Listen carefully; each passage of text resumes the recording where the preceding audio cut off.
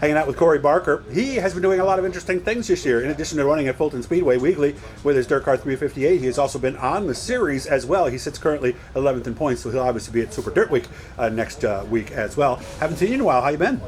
We've been doing well, just been struggling to get the car together after a couple mechanical failures and part shortages, unable to get some stuff. So, we struggled to get things back together, but things came together around 11 o'clock last night, and we got loaded up, got the car here today. Looks like we'll be good to go for the rest of the year. So what were you missing that you didn't have?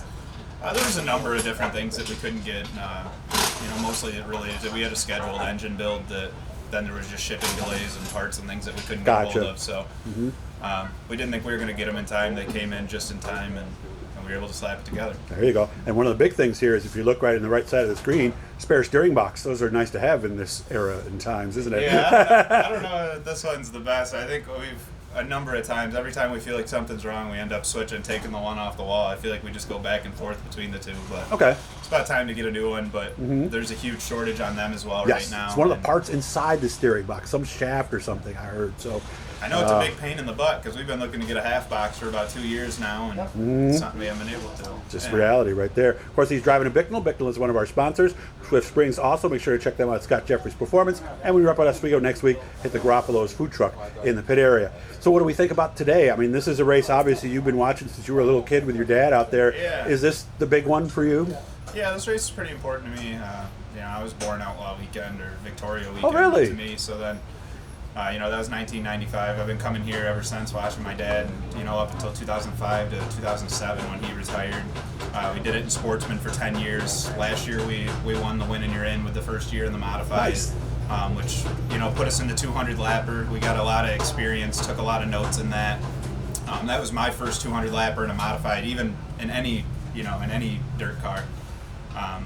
So we're just looking to take our notes from last year and, hopefully repeat this year, try and get one of the Win and You're Ins tonight, and if not, at least get a good draw and go from there tomorrow. Of course, Oswego Super Dirt Week. It is Gillies Napa Super Dirt Week. I'm calling it because Gillies has been helping us out with some things. Have you been there?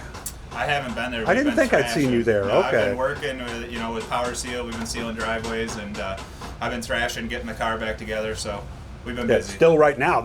What's Dad working on? He's checking the valve train right now because it came fresh off the dyno last night. We had to let it cool down, and it was still hot by the time we finished in the shop last night. So it's cooled now. He's running through, checking that out, and it should be good to go. Okay, well, checking the lash is what it is, right? Yeah, and just making sure that after it cooled down, everything's still within tolerance and where it's supposed to be. Okay. No nerves on your part, knowing that this thing is might you be watching the gauges a little bit the first hot laps, maybe?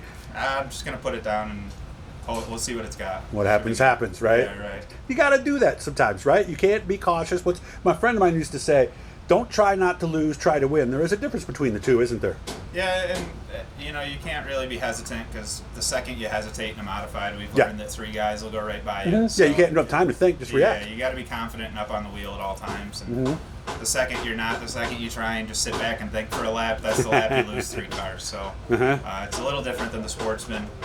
Driving wise, it drives a lot like the Sportsman. There's not really a huge power difference like I would have expected.